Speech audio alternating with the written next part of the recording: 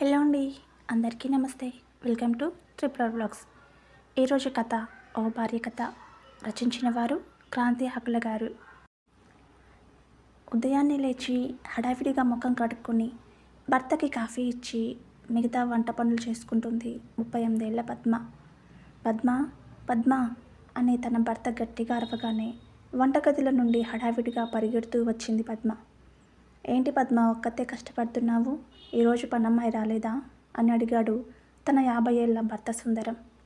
రాలేదండి, ఏదో ఒంట్లో బాగోలేదని ఈరోజు రానని చెప్పింది పద్మ.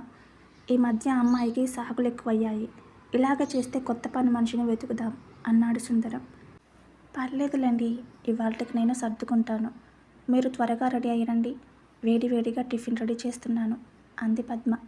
అలాగే పద్మ అంటూ చేతిలో ఉన్న న్యూస్ పేపర్ను పక్కన పెట్టి స్నానానికి బయలుదేరాడు సుందరం. సుందరం వచ్చేలోపు టిఫిన్తో పాటు మధ్యాహ్నం తినడానికి లంచ్ బాక్స్ కూడా సిద్ధం చేసింది పద్మ. తన భర్తకి టిఫిన్ పెట్టి వంటగదిలో మిగతా పనులు చూసుకుంటోంది పద్మ. అంతలోనే ఆంటీ ఆంటీ అంటూ లోపలికి వచ్చాడు పక్కింటి కుర్రాడు. ఏంటి సంజయ్, ఇలా వచ్చావు? మీ ఆంటీ వంటగదిలో ఉంది అంటూ ఆ కుర్రాన్ని పలకరించాడు సుందరం. అమ్మ ఇవి ఇవ్వమని చెప్పింది అంకుల్ అంటూ చేతిలో ఉన్న కవర్ను తీసుకొని టేబుల్ మీద పెట్టాడు సంజయ్. వెంటనే వంటగదిలో నుండి చెమట తుడుచుకుంటూ బయటకు వచ్చి థ్యాంక్స్ బాబు అని చెప్పి ఆ కవర్ను తీసుకొని లోపలికి వెళ్ళింది పద్మ. కాసేపటి తర్వాత పవర్ కట్ అవ్వడంతో వెలుతురు కోసం వంటగదిలో ఉన్న కిటికీ తెరిచింది పద్మ. పక్కింటి మేడ మీద నుంచి పద్మ వైపు తొంగి తొంగి చూస్తున్నాడు సంజయ్. పద్మ మాత్రం ఆ అబ్బాయి చూపులను ఏమాత్రం పట్టించుకోకుండా చీర కొంగు సర్దుకొని తన పని తాను చేసుకుంటుంది. అంతలోనే పద్మ, నేను ఆఫీస్కి వెళ్తున్నాను అంటూ గట్టిగా అరిచాడు సుందరం. వెంటనే లంచ్ బాక్స్ తీసుకొని పరిగెడుతూ వెళ్ళి తన భర్త బ్యాగ్లో పెట్టింది పద్మ. నేను వెళ్ళొస్తాను పద్మ అని చెప్పి ఆఫీస్కి బయలుదేరాడు సుందరం. తన భర్త ఆఫీస్కి వెళ్ళగానే ఇంటి పనులన్నీ పూర్తి చేసుకొని తలస్నానం చేసి నడుము కింద వరకు చీర కట్టుకొని తడిగా ఉన్న కురులను టవల్తో తుడుచుకుంటూ మేడ మీదకి ఎక్కింది పద్మ. పక్కింటి మేడ మీద ఫోన్ మాట్లాడుకుంటూ అటూ ఇటూ తిరుగుతున్నాడు సంజయ్. పద్మను చూడగానే ఒక్కసారిగా ఫోన్ జేబులో పెట్టుకుని ఆమె నడుము వైపు తదేకంగా చూస్తూ నిల్చున్నాడు సంజయ్. పద్మ మాత్రం అతని చూపులని పట్టించుకోకుండా తన కురులను చేతివేళ్లతో సర్దుకుంటూ అటూ ఇటూ తిరుగుతుంది. వెంటనే సంజయ్ తన ఫోన్ తీసుకుని పద్మకి వినపడేలా గట్టిగా మాట్లాడుతున్నాడు. రేయ్ బావా, మా ఇంటి దగ్గర ఒక ఆంటీ ఉందిరా, అచ్చు హీరోయిన్ రాశిలాగా ఉంటుందిరా. తనకి దాదాపు 35 ఏళ్ల పైన వయసున్నా ఇప్పటికీ పెళ్ళి కాని పడుచు పిల్లల ఎంత అందంగా ఉంటుందో తెలుసా? పద్మ నడుము వైపు చూస్తూ, తన నడుము ఉంటుందిరా, ఆహా, చూడగానే 2 చేతులతో బిగిసి పట్టుకుని నా పెదాలతో మర్దన చేయాలనిపిస్తుంది. ఇక తన వక్ష సంపద గూర్చైతే వర్ణించడానికి మాటలు కూడా రావడం లేదు.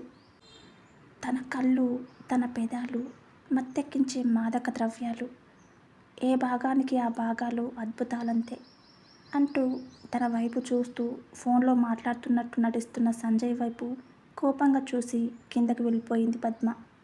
బెడ్రూమ్లో ఒంటరిగా ఆలోచిస్తూ కూర్చున్న పద్మకి మేడ మీద సంజయ్ మాట్లాడిన మాటలు, అతను చూసిన చూపులే గుర్తొస్తున్నాయి.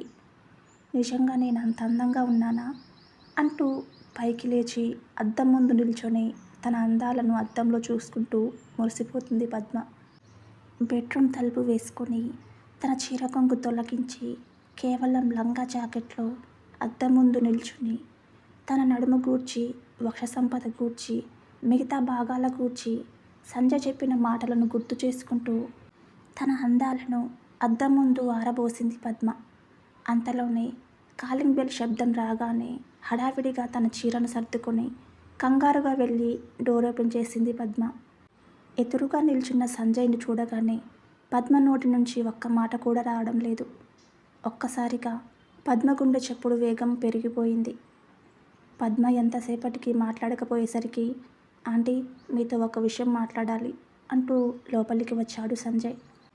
ఏంటి బాబు అంటూ కంగారుగా నీళ్లు నములుతోంది పద్మ. ఇందాక మేడం మీద నేను ఫోన్లో మాట్లాడిన మాటలు మీరు విన్నారు కదా, అవి మా మమ్మీకి చెప్పకండి అని అన్నాడు సంజయ్. నేను ఏ మాటలు వినలేదు బాబు అంటూ ఏం విననట్టు చెప్పింది పద్మ. అవునా, అయితే ఓకే ఆంటీ, డిస్టర్బ్ చేసినందుకు సారీ అని చెప్పి అక్కడి నుంచి బయలుదేరాడు సంజయ్. అంతలోనే బాబు ఒక్క నిమిషం అంటూ సంజయ్ను ఆపింది పద్మ. చెప్పండి ఆంటీ అంటూ వెనక్కి తిరిగాడు సంజయ్. బాబు, మేడ మీద నువ్వు మాట్లాడిన మాటలన్నీ నిజాలేనా అంది పద్మ. అంటే మీరు ఆ మాటలు విన్నారా ఆంటీ అన్నాడు సంజయ్. విన్నాను బాబు. ఇంతకు నువ్వెవరి గురించి మాట్లాడావో తెలుసుకోవచ్చా అంటూ ఏమీ తెలియనట్టు అడిగింది పద్మ. మన వీధిలో మీకన్నా అందగత్తె ఇంకెవరున్నారంటీ, నేను మాట్లాడింది మీ గురించే అని సంజయ్ చెప్పిన మాటలకి లోపల మురిసిపోతూ బయటికి మాత్రం ఆ భావాలను కనపడకుండా జాగ్రత్త పడుతుంది పద్మ. చూడు బాబు, ఇన్ని రోజులు నువ్వంటే నాకెంతో మంచి అభిప్రాయం ఉండేది. మంచి కుర్రాడు, బాగా చదువుకుంటాడు, మంచి స్థాయికి ఎదుగుతాడు అని అనుకునేదాన్ని. కానీ నువ్వు ఇలాంటి పనులు చేయడం నాకు నచ్చలేదు. నేను నీకంటే వయసులో చాలా పెద్దదాన్ని. అనవసరమైన ఆలోచనలు చేసి బుర్ర పాడు చేసుకోవద్దు అని పద్మ చెప్పిన మాటలు వినగానే మౌనంగా నిల్చున్నాడు సంజయ్. ఏంటి బాబు ఆలోచిస్తున్నావు అని అడిగింది పద్మ. ఆంటీ, ఇలా మాట్లాడుతున్నందుకు నన్ను క్షమించండి. ఎన్నో రోజుల నుండి మిమ్మల్ని ఆరాధిస్తున్నాను. చాటుగా మిమ్మల్ని చూడడం, కావాలనే ఏదో ఒక అవసరంతో మీ ఇంటికి రావడం చేసేవాణ్ణి. మీ అందాలను చూసిన ప్రతిసారి పిచ్చిక్కిపోయేది. మదిలో ఏవేవో ఆలోచనలు మెదిలేవి. ఒక్కోసారి అంకుల్ను చూసి తిట్టుకునేవాణ్ణి. ఇంత అందమైన అందగత్తె ఇలాంటి వాడికి పెళ్ళం అవ్వడం ఏంటి అని. అంతలోనే మధ్యలో కలగజేసుకుని ఇక ఆపు సంజయ్ అని గట్టిగా అరిచింది పద్మ. చూడు సంజయ్, నీకు ఇందాకే చెప్పాను ఇంకెప్పుడు ఇలాంటి మాటలు మాట్లాడొద్దని. ఇక నుండి నువ్వు ఈ ఇంటి వైపుకి కూడా రావద్దు. బుర్రలో ఉన్న ఆలోచనలు వదిలేసి బాగా చదువుకో. నీకు ఇంతకంటే మంచి భార్య వస్తుంది అని పద్మ చెప్పగానే, సరే ఆంటీ, ఇక నుంచి మీ వైపు చూడను, మీతో మాట్లాడను, మీ ఇంటి వైపుకు కూడా రాను. కానీ ఒక్కసారి మిమ్మల్ని హక్ చేసుకుంటాను ఆంటీ అని సంజయ్ అడగగానే ఒక్కసారిగా నోరు వెళ్ళబెట్టి, రేయ్, అసలు నువ్వేం మాట్లాడుతున్నావో నీకైనా అర్థమవుతుందా అని కోపంగా చూసింది పద్మ. ప్లీజ్ ఆంటీ, ఒకే ఒక్కసారి హక్ చేసుకుంటాను. లైఫ్లో ఇంకెప్పుడు మిమ్మల్ని డిస్టర్బ్ చేయను. మీరు చెప్పినట్టే బుద్ధిగా చదువుకుంటాను. ప్లీజ్ ఆంటీ, ఒకే ఒక హగ్ అంటూ పద్మ చేతులు పట్టుకున్నాడు సంజయ్. పద్మ మాత్రం ఏం సమాధానం చెప్పాలో తెలియక మౌనంగా నిల్చుంది. అంతలోనే పద్మని గట్టిగా హత్తుకున్నాడు సంజయ్. తన 2 చేతులతో ఆమె వీపుని నిమురుతూ తన పెదాలతో పద్మ మెడ వంపులను తాకుతున్నాడు. ఆ క్షణం సంజయ్ కౌగిట్లో బంధించబడిన పద్మకి అతని వెచ్చని శ్వాస తన మెడ వంపులను తాకుతుంటే నరనరాల్లో విరహం ఉప్పొంగుతోంది. ఆ విరహ తాపాన్ని తట్టుకోలేక 2 కళ్ళు మూసుకొని సంజయ్ను గట్టిగా హత్తుకొని తన చేతి వేళ్లతో సంజయ్ తలను నిమురుతూ మత్తుగా మూలుగుతోంది పద్మ. ఇన్ని రోజులుగా తను కంటున్న కళ నిజమవుతున్న వేళ సంజయ్ స్వర్గంలో తేలిపోతున్నాడు. నెమ్మదిగా తన 2 చేతులు పద్మ నడుం మీదకి తెచ్చి సున్నితంగా మర్దన చేస్తున్నాడు సంజయ్. మడతలు పడిన తన నడుము వేడి మీదున్న కుర్రాడి చేతిలో నలిగిపోతుంటే తనని తాను మైమరిచిపోయి అతడి రతికి దాసోహం అయ్యింది పద్మ. అలా ఇద్దరూ పెనవేసుకొని 2 అడుగులు ముందుకు వేశారు. అంతలోనే ఏదో అద్దం పగిలిన శబ్దం రాగానే ఇద్దరు ఉలిక్కిపడి కళ్ళు తెరిచారు. కింద పడి విరిగిపోయిన తన పెళ్లి ఫోటో చూడగానే ఒక్కసారిగా సంజయ్ను దూరంగా నెట్టేసింది పద్మ. ఏమైంది ఆంటీ అంటూ పద్మ చేయి పట్టుకున్నాడు సంజయ్. ఒక్క హగ్గిస్తే నా కంటికి కనపడినని చెప్పావు కదా, ఇక నువ్వు వెళ్ళొచ్చు అంటూ కోపంగా చూసింది పద్మ. సారీ ఆంటీ, ఇంకెప్పుడు మిమ్మల్ని డిస్టర్బ్ చేయను అని చెప్పి అక్కడి నుంచి వెళ్ళిపోయాడు సంజయ్.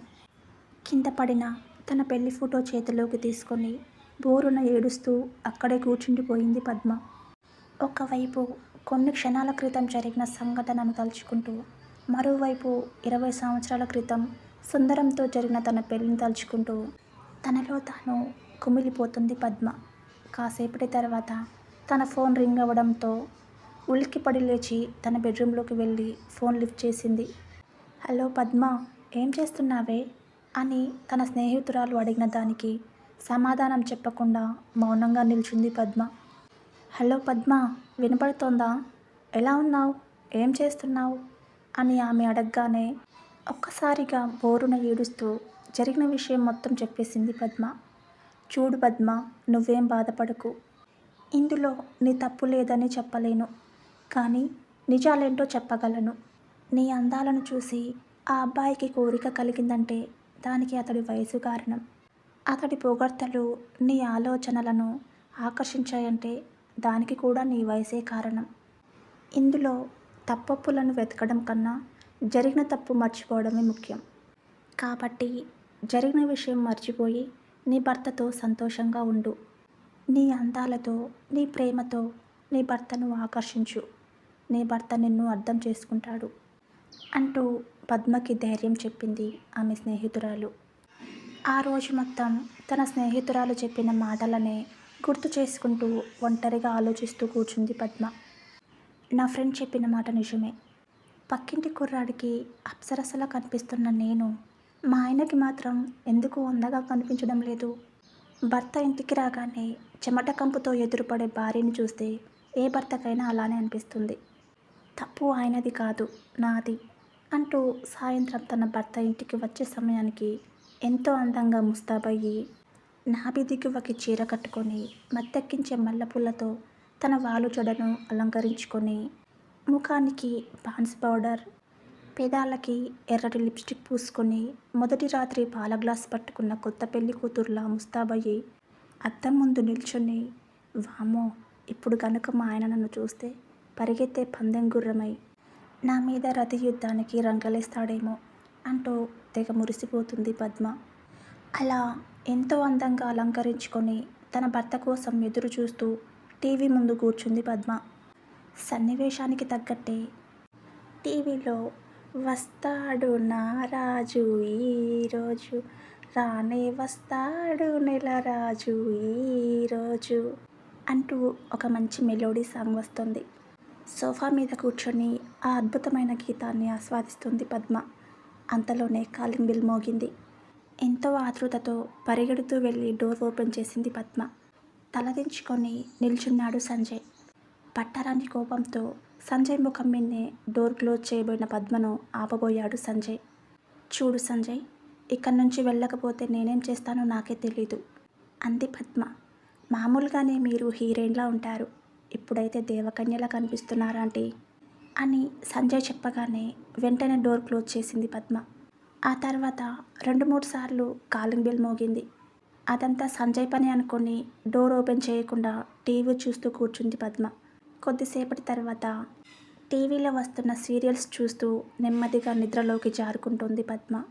అంతలోనే మరొక్కసారి కాలింగ్ బెల్ మోగడంతో ఉలిక్కిపడి లేచి పరిగెడుతూ వెళ్ళి డోర్ ఓపెన్ చేసింది. ఎంతో అందంగా ముస్తాబైన పద్మను చూడగానే, ఏంటి పద్మ, ఎక్కడికైనా వెళ్తున్నావా అని అడిగాడు తన భర్త సుందరం. ఆహా, అదేం లేదండి. ఓ అవునా, బాగా రెడీ అయ్యావు కదా, అందుకే అడిగాను అని అన్నాడు సుందరం. అది అంటూ బొటన వేలు నేలకు రాస్తూ సిగ్గుపడుతోంది పద్మ. సరే పద్మ, చాలా అలసిపోయాను, స్నానం చేసొస్తాను, త్వరగా భోజనం రెడీ చేయి అని చెప్పి బ్యాగ్ సోఫా మీద పెట్టి స్నానానికి వెళ్ళిపోయాడు సుందరం. ఏంటి ఈయన ఇంత అందంగా ముస్తాబైనా ఏమాత్రం పట్టించుకోకుండా వెళ్తున్నాడు? సరే సరే, బెడ్రూమ్లోకి వస్తారుగా, అప్పుడు చూసుకుందాం అంటూ వంటగదిలోకి వెళ్ళింది పద్మ. తన భర్త స్నానం చేసి వచ్చేలోపు రాత్రి భోజనం సిద్ధం చేసి వేడివేడిగా డైనింగ్ టేబుల్ మీద పెట్టింది. అంతలోనే స్నానం చేసి డ్రెస్ మార్చుకొని భోజనానికి కూర్చున్నాడు సుందరం. నడుం కింద వరకు జారిన చీరను అలా పైకి సర్దుకుంటూ వచ్చి తన భర్తకు భోజనం వడ్డిస్తుంది పద్మ. తన భర్త భోజనం చేస్తుండగా అతనికి ఎదురుగా నిల్చొని తన అందాలను ఆరబోస్తూ అతన్ని కవ్విస్తోంది పద్మ. సుందరం మాత్రం అవేమీ పట్టనట్టు తనంతట తాను భోజనం చేసి చేయి కడుక్కొని బెడ్రూమ్లోకి వెళ్ళిపోయాడు. పాపం ఆఫీస్లో చాలా కష్టపడి వచ్చాడు కదా, కాసేపు విశ్రాంతి తీసుకొనిలే అంటూ తనకి తాను సమాధానం చెప్పుకుంది పద్మ. పద్మ, త్వరగా భోంచేసిరా, నిద్రొస్తుంది అంటూ లోపలి నుంచి గట్టిగా పిలిచాడు సుందరం. అబ్బో, అయ్యగారు ఆపుకోలేకపోతున్నాడు అంటూ తనలో తాను మురిసిపోతూ అరకొర భోజనం చేసి హడావిడిగా బెడ్రూమ్లోకి చేరుకుంది పద్మ. పద్మ, త్వరగా లైట్ ఆఫ్ చేసి వచ్చి పడుకో అని సుందరం చెప్పగానే, ఏంటో ఈ మగాళ్ళు, వెలుతురులో అందం చూస్తూ ఆనందించండ్రా అంటే చీకట్లో కళ్ళు మూసుకుని సుఖపడతామంటారు అంటూ వెళ్ళి లైట్ ఆఫ్ చేసి మంచమెక్కింది పద్మ. మనసులో కోటి ఆలోచనలతో మంచమెక్కిన పద్మ వైపు ఒక్క చూపు కూడా చూడకుండా అటువైపు తిరిగి పడుకున్నాడు సుందరం. ఏంటి మగాడు, త్వరగా వచ్చి లైట్ ఆఫ్ చేయమంటే ఏదో చేస్తాడనుకున్నాను, కానీ ఏమీ చేయకుండా అటు తిరిగి పడుకున్నాడేంటి? అయినా నేను వదులుతానా? ఒక ఆడదానికి భర్త దగ్గర ఉన్న స్వేచ్ఛ మరెవరి దగ్గర ఉండదు. ఈ రాత్రికి ఆ స్వేచ్ఛను పూర్తిగా వాడుకుంటాను అంటూ ఏకపక్ష యుద్ధానికి సిద్ధమైంది పద్మ. ఏవండి, ఏవండి, ఈరోజు నాలో ఏదైనా కొత్తగా కనిపిస్తుందా అంటూ మత్తుగా అడిగింది పద్మ. ఏంటి పద్మ, నిద్ర పట్టడం లేదా అన్నాడు సుందరం. అబ్బా చెప్పండి అంది పద్మ. ప్రతిరోజు ఇంటికి రాగానే నైటీలో కనపడేదానివి, ఈరోజు మాత్రం చక్కగా చీరలో కనపడ్డావు అన్నాడు సుందరం. మరి నా చీర చూడగానే ఏమీ గుర్తుకు రాలేదా అంది పద్మ. వచ్చింది, నడుము పైన ఉండాల్సిన చీర నడుము కిందకి జారింది అని అన్నాడు సుందరం. అంతేనా, ఇంకా ఏమైనా కనిపించాయా అంది. ఇంతకు నాకు కనిపించిన నిజమేంటో చెప్పు పద్మ అన్నాడు సుందరం. ఇవాళ నేను కట్టుకున్న చీర మన శోభనం రాత్రి మీ చేతిలో నలిగిపోయిన చీర అంటూ తెగ సిగ్గుపడుతూ చెప్పింది పద్మ. ఓహో, అదా విషయం. సరే పద్మ, ఇప్పటికే చాలా ఆలస్యమైంది, రేపు త్వరగా ఆఫీస్కి వెళ్ళాలి అంటూ ఆవలిస్తూ అటువైపు తిరిగి పడుకున్నాడు సుందరం. ఏంటో ఈ నగారి ప్రాబ్లం, ఆఫీస్ మీద నిద్ర మీద పెట్టిన శ్రద్ధ నా మీద పెట్టలేకున్నాడు. చెమట కంపుతో నైటీలో తిరుగుతున్నా కూడా ఆ సంజయ్ గాడి కళ్ళకి అప్సరసలా కనిపిస్తున్నాను. కానీ అప్సరసలా రెడీ అయినా కూడా ఈయన గారికి ఉలుకు పలుకు లేదు. మన్మథ తాపం నాకు మత్తెక్కిస్తోంది. ఉదయం ఆ కుర్రాడు చేయి తగలగానే ఒక్కసారిగా నా నరాలన్నీ జివ్వుమన్నాయి. ఒక్క క్షణం ఆలస్యమైన ఆ కుర్రాడి చేతిలో నలిగిపోయేదాన్ని. ఇక ఆలోచించే లాభం లేదు, ఈరోజు ఈయన గారిని వదిలే ప్రసక్తే లేదు అంటూ వెంటనే తన చీరను పూర్తిగా తొలగించింది. తన జాకెట్లో నుండి బయటకు ఉబికి వస్తున్న తన వక్షోజాలను తన భర్త వీపుకు వత్తుకునేలా వెనుక నుంచి హత్తుకొని తన 2 కాళ్ళతో అతని కాళ్ళని ముడివేసి తన భర్త చెవిని నెమ్మదిగా కొరుకుతూ సరసానికి స్వాగతం పలుకుతోంది పద్మ. పడుకోనివ్వు పద్మ, ఆఫీస్కి వెళ్ళాలని చెప్పాను కదా, నువ్వంటే ఇంట్లో ఏ పని పాట లేకుండా ఉన్నావు, అందుకే ఇలా విసిగిస్తున్నావు అంటూ పద్మను పక్కకి నెట్టి గురక పెట్టడం స్టార్ట్ చేశాడు సుందరం. ఒక్కసారిగా పద్మ కళ్ళల్లో కన్నీళ్లు ఆగడం లేదు. వెంటనే మిగిలిన దుస్తులను కూడా విప్పేసి ఒక పాత నైటీ వేసుకొని వచ్చి మంచం మీద పడుకొని ఆ రాత్రంతా ఆలోచిస్తూ కూర్చుంది పద్మ. అసలెందుకు ఇలా జరుగుతోంది? 3 వయసు దాటగానే ఆడది తన పడక సుఖాన్ని తాకట్టు పెట్టేయాలా? పెళ్ళైన తర్వాత జరిగే 3 రాత్రుల తంతు ఆ 3 రాత్రులకే పరిమితమా? ఆపుకోలేని నా విరహపు వాంఛల్ని మరింత రెచ్చగొడుతున్న పక్కింటి కుర్రాడికి నా దగ్గర సమాధానం ఉందా? ఇక జీవితమంతా వంటగదిలో ఆవిరవుతుంటే పడక గది సుఖాన్ని ఎరిగేదెలా అన్న ఆలోచనలతో కళ్ళు మూసుకొని ఆ రాత్రిని గడిపింది పద్మ. ఉదయం అవ్వగానే ఎప్పటిలానే రెడీ అయ్యి లంచ్ బాక్స్ తీసుకొని ఆఫీస్కి వెళ్ళిపోయాడు సుందరం. తన భర్త ఆఫీస్కి వెళ్ళిపోగానే మిగతా పనులన్నీ పూర్తి చేసి వంటగదిలో అంట్లు తోముతోంది పద్మ. తను ఎంత మర్చిపోదామని ప్రయత్నించినా నిన్న సంజయ్తో జరిగిన సంఘటనే గుర్తొస్తోంది. సంజయ్ చేతులలో నలిగిన తన నడుమును చూసుకుంటూ నెమ్మదిగా తన చేతులతోనే తన నడుముని తడుముకుంటూ తన చీర కొంగుని కాస్త పక్కకి జరుపుకొని అరచేత్తో తన వక్షోజాలను నలుపుకుంటూ ఎగసిపడుతున్న విరహపు సెగలను పెదవుల మధ్య బంధిస్తూ తనలో చెలరేగుతున్న కామోద్రేకాన్ని తట్టుకోలేక తన స్తనమునలను పిండుకుంటూ స్వయం తృప్తి పొందుతోంది పద్మ. అంతలోనే బయట పెద్దగా గాలి రావడంతో వంటగదిలో ఉన్న కిటికీ అటూ ఇటూ ఊగుతోంది.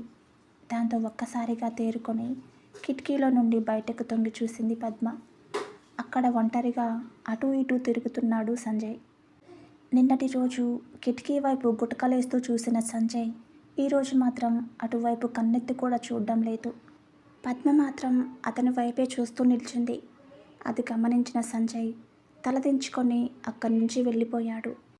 అప్పటి వరకు పొందిన స్వయం తృప్తితో అలసిపోయిన పద్మ స్నానానికి వెళ్ళింది. పద్మ ఆంటీ ఏంటి నా వైపు అలా చూస్తోంది? నిన్న మనం ఇచ్చిన స్పెషల్ టచ్కి ఆంటీ బాడీలో ఈరోజు కరెంట్ పాస్ అవుతుందా? ఎలాగైనా సరే ఈసారి అవకాశం వస్తే మాత్రం అస్సలు వదులుకోకూడదు అంటూ తెగ మురిసిపోతున్నాడు సంజయ్. సంజయ్ అనుకున్నట్టుగానే పద్మ ఆలోచనలన్నీ సంజయ్ చుట్టూనే తిరుగుతున్నాయి. స్నానం చేసి బయటకు రాగానే తన అందాలన్నీ బయటికి కనిపించేటట్టు తన బాడీకి బిగుతుగా లేత నిమ్మ రంగులో ఉండే టాప్ వేసుకొని కింద నీలిరంగు లెగ్గిన్ తొడుక్కొని అద్దం ముందు కాసేపు యుద్ధం చేసి గబగబా మేడ మీదకెక్కింది పద్మ. అంతవరకు పద్మ కోసం వేచి చూస్తూ నిల్చున్న సంజయ్ పద్మని చూడగానే ఏమీ తెలియనట్టు తలదించుకొని ఫోన్ చూస్తున్నాడు. సంజయ్ని చూడగానే పద్మ ముఖంలో ఏదో తెలియని సంతోషం. ఎలాగైనా అతనితో మాట్లాడాలని ప్రయత్నిస్తోంది. కానీ తన వల్ల కావడం లేదు. పైగా నిన్న నోటికొచ్చినట్టు తిట్టింది. అటువైపు సంజయ్ పరిస్థితి కూడా అంతే. బిగుతైన డ్రెస్సులో ఎగిసిపడుతున్న పద్మ అందాలను చూస్తూ తనని తాను కంట్రోల్ చేసుకోలేకపోతున్నాడు. వెంటనే ఫోన్ తీసుకొని పద్మకి వినపడేలా గట్టిగా మాట్లాడడం మొదలుపెట్టాడు సంజయ్. హలో, చెప్పండి మేడం. నిన్న నోటికొచ్చినట్లు తిట్టారు కదా, మళ్ళీ నాతో ఏం పని? ఒకవేళ ఏదైనా మాట్లాడాలంటే మేడ మీద నా ఫోన్ నెంబర్ పెడుతున్నాను, వచ్చి తీసుకెళ్ళండి, తర్వాత ఫోన్లో మాట్లాడుకోవచ్చు అంటూ పరోక్షంగా పద్మకి హింట్ ఇచ్చాడు సంజయ్. వెంటనే ఒక పేపర్లో తన ఫోన్ నెంబర్ రాసి పద్మకి కనపడేలా మేడ మీద పెట్టి గాలికి ఎగిరిపోకుండా ఆ పేపర్ మీద ఒక చిన్న రాయిని ఉంచి ఇంట్లోకి వెళ్ళిపోయాడు సంజయ్. సంజయ్కి దగ్గరయ్యే అవకాశం కోసం ఎదురు చూస్తున్న పద్మ ముఖం ఒక్కసారిగా ఆనందంతో వెలిగిపోతోంది. చుట్టుపక్కల ఎవరైనా చూస్తున్నారేమోనని జాగ్రత్త పడుతూ నెమ్మదిగా వెళ్ళి ఆ పేపర్ను తీసుకొని ఇంట్లోకి వెళ్ళిపోయింది పద్మ. పద్మ తన ఫోన్ నెంబర్ను తీసుకెళ్లడం చాటుగా గమనించిన సంజయ్ ఆనందానికి అవధులు లేకుండా పోయాయి. వెంటనే తన బెడ్రూమ్లోకి వెళ్ళి తలుపేసుకొని సంజయ్ ఫోన్ నెంబర్ను చేతిలో పట్టుకొని ఆలోచిస్తూ కూర్చుంది పద్మ. సంజయ్ ఫోన్ నెంబర్ అయితే ఉంది, కానీ తనతో ఎలా మాట్లాడాలి, ఏం మాట్లాడాలి, తన మనసులో మెదులుతున్న భావాలను ఎలా బయటపెట్టాలి అంటూ తనలో తాను మదన పడుతూ కూర్చుంది పద్మ. అంతలోనే ఒక ఆలోచన తట్టింది. డైరెక్ట్గా ఫోన్ చేసి మాట్లాడడం కన్నా మెసేజ్ చేస్తే సరిపోతుంది కదా. ఫోన్లో మాట్లాడడం ఎలాగో నా వల్ల కాని పని కాబట్టి మెసేజ్ చేయడమే చాలా బెటర్ అనుకుంటూ వెంటనే సంజయ్ నెంబర్కు హాయ్ సంజయ్ అని మెసేజ్ పెట్టింది పద్మ. అటువైపు చేతిలో మొబైల్ పట్టుకొని ఎంతో ఆతృతగా ఎదురు చూస్తున్నాడు సంజయ్. అంతలోనే పద్మ నుంచి మెసేజ్ రాగానే మనోడు గాల్లో తేలిపోతున్నాడు. వెంటనే హాయ్ ఆంటీ అంటూ రిప్లై ఇచ్చాడు సంజయ్. అలా ఇద్దరి మధ్య చాటింగ్ తంతు మొదలైంది. ఏం చేస్తున్నా సంజయ్ అంది పద్మ. ఖాళీగా కూర్చున్నాను ఆంటీ అన్నాడు సంజయ్. సంజయ్ నా మీద కోపంగా ఉందా అంది పద్మ. మీరంటే ఆరాధన తప్ప ఇంకేం ఉండవు ఆంటీ అన్నాడు సంజయ్. నిన్న ముఖం మీద తలుపేశాను కదా, కోపం రాలేదా అంది పద్మ. తలుపు వెనుకున్న మీ అందాన్ని తలుచుకుంటూ రాత్రి మొత్తం జాగరణ చేశానంటీ అన్నాడు సంజయ్. ఒక్కసారిగా పద్మ మనసులో కోటి వీణలు మోగుతున్నాయి. నేనంటే అంత ఇష్టమా సంజయ్ అంది పద్మ. నిన్న మిమ్మల్ని హత్తుకున్నప్పుడే మీరంటే నాకు ఎంత ఇష్టమో మీకు తెలిసుండాలి. ఒక్క అరగంట ఆగుంటే నేను మిమ్మల్ని ఎంతగా ఆరాధిస్తున్నానో కూడా తెలిసేది అన్నాడు సంజయ్. సారీ సంజయ్ అంది పద్మ. పర్లేదాంటీ, నా ఆదరణకు మరో అవకాశం దొరుకుతుందేమో అని చిన్న ఆశ అన్నాడు సంజయ్. ఒకవేళ అవకాశం దొరికితే ఏం చేస్తావు సంజయ్ అంది పద్మ. అది చెప్పడం నా వల్ల కాదంటీ, అనుభవిస్తే తెలుస్తుంది అంతే అన్నాడు సంజయ్. ప్లీజ్ సంజయ్ చెప్పవా అంది పద్మ. ఎలా చెప్పాలో అర్థం కావడం లేదంటీ అన్నాడు సంజయ్. ప్లీజ్ సంజయ్, నా కోసం చెప్పవా అంది పద్మ. చెప్తే అవకాశం ఇస్తారా ఆంటీ అన్నాడు సంజయ్. ముందు నువ్వు చెప్పు సంజయ్ అంటూ చాలా ఆతృతగా అడిగింది పద్మ. సరే ఆంటీ, చెప్తాను వినండి. నాకు మీ అందాన్ని ఆరాధించే అవకాశం వస్తే ముందుగా మిమ్మల్ని గట్టిగా హత్తుకొని నాలోని వేడిని మీ తనువుకి చేరవిస్తాను. మీ అదర సౌందర్యాలను అమాంతం అందుకొని వాటిని నా అదరాలతో బంధిస్తాను.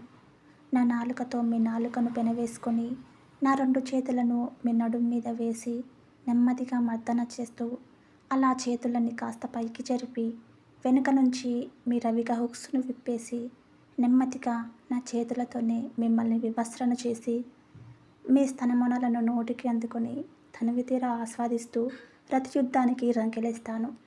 కాసేపు ముందర ప్రవేశాన్ని పరిచయం చేసి తరువాత తనివితీరా వెనుక ప్రవేశం మొదలు పెడతాను. మాటల్లో చెప్పలేని అనుభూతి మీకు కలిగిస్తాను అంటూ సంజయ్ పంపిన సందేశం చదువుతూ భావప్రాప్తిని పొందుతోంది పద్మ. మాటలే ఇంత మత్తుగా ఉంటే ఇక చేతల సంగతేంటో.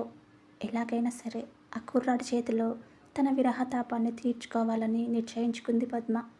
పద్మ నుంచి ఎంతసేపటికి సమాధానం రాకపోవడంతో ఏం జరిగిందంటే నేను ఏదైనా తప్పుగా మాట్లాడుంటే నన్ను క్షమించండి అంటూ సందేశం పంపాడు సంజయ్.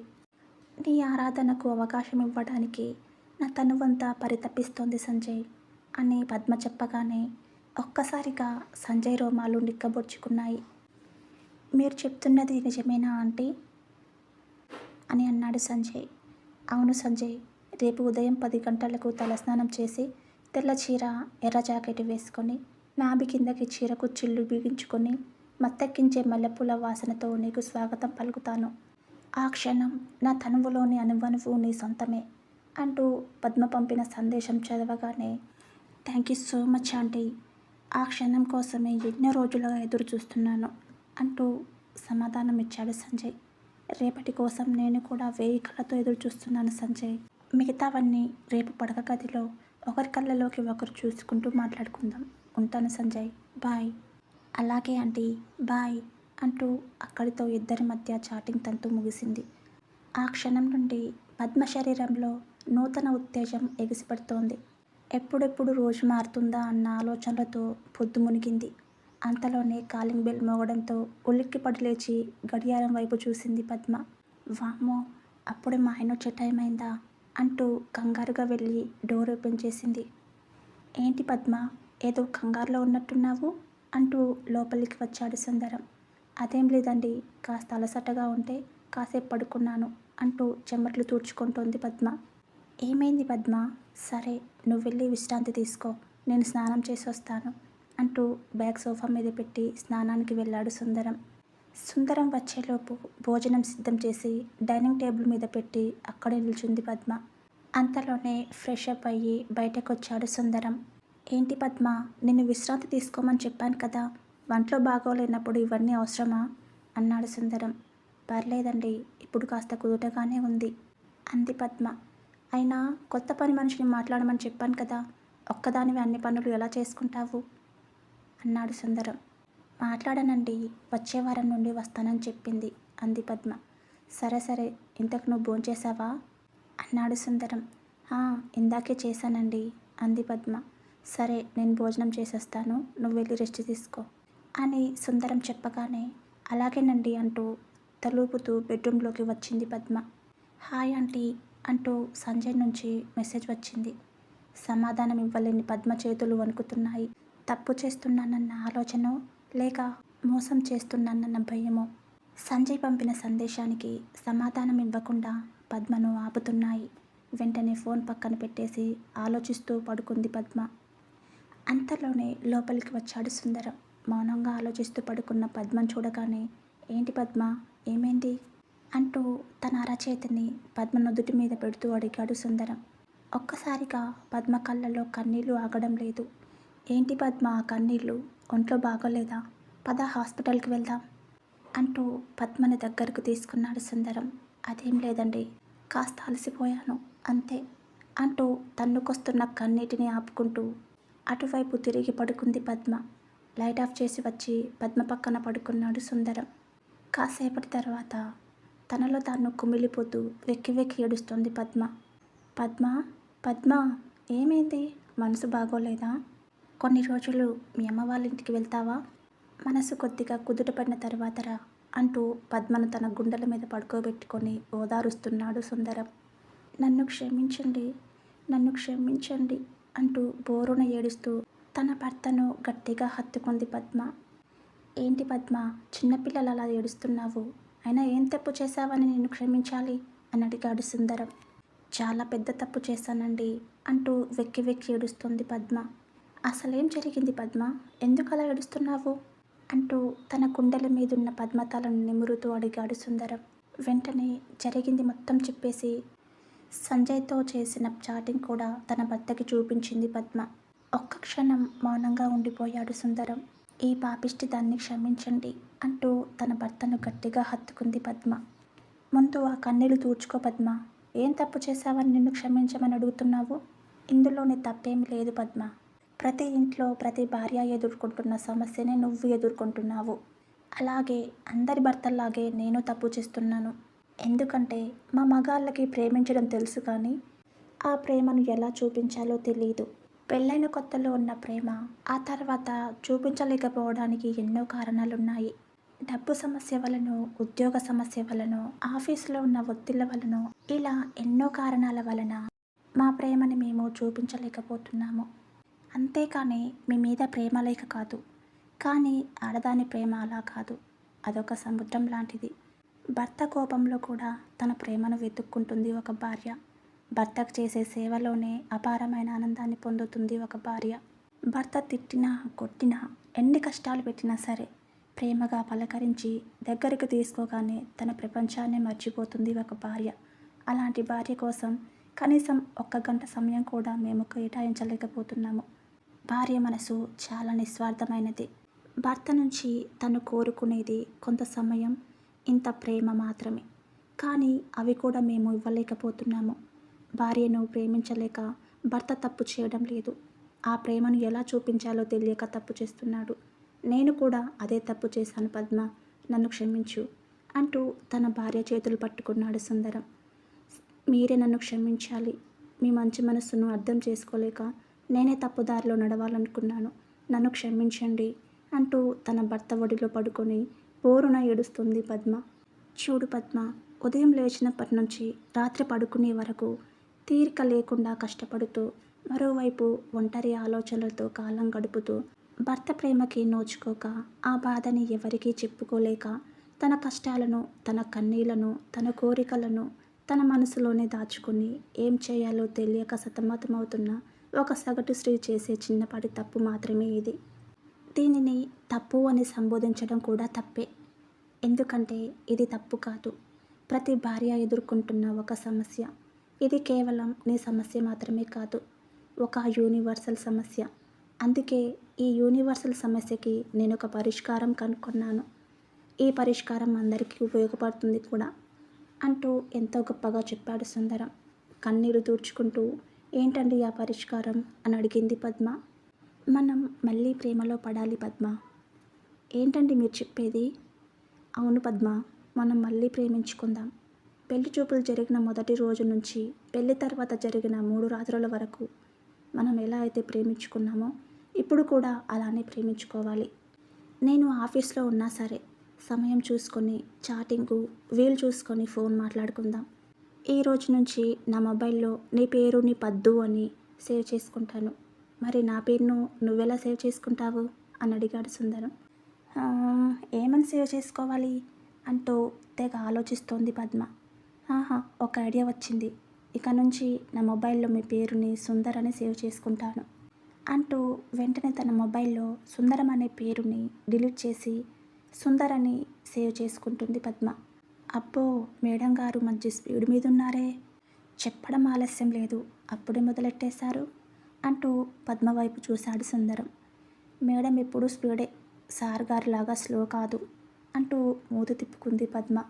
హలో, ఏం మాట్లాడుతున్నావు డార్లింగ్, నా స్పీడ్ ఏంటో చూస్తావా అంటూ వెంటనే పద్మను మంచం మీదకి నెట్టేసి ఉరకలేస్తున్న ఉత్సాహంతో ఆమె మీద పడుకొని ఏమాత్రం గ్యాప్ ఇవ్వకుండా ఆమె ముఖాన్ని ముద్దులతో తడిపేశాడు సుందరం.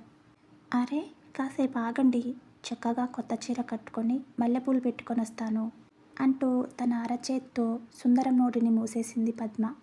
విప్పడానికి కట్టుకోవడం ఎందుకు పద్దు అంటూ తన పెదాలతో పద్మ పెదాలకు తాళం వేశాడు సుందరం. అంతలోనే ఇంట్లో పవర్ కట్ అయింది. ఇంకేముంది, చుట్టూ చీకటి, ఎదురుగా పద్దు.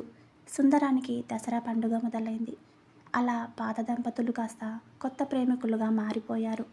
4 గోడల మధ్య నలిగిపోతూ ఒంటరి ఆలోచనలతో పక్కదారి పడుతున్న పద్మను మళ్ళీ ప్రేమించుకుందామన్న తన నిర్ణయంతో కొత్త జీవితాన్ని మొదలుపెట్టాడు సుందరం.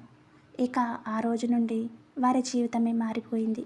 ప్రతి క్షణం ఒకరికొకరు తమ ప్రేమను పంచుకుంటూ నిత్య ప్రేమికుల్లా మారిపోయి సమాజానికి కొత్త పరిష్కారాన్ని అందించారు.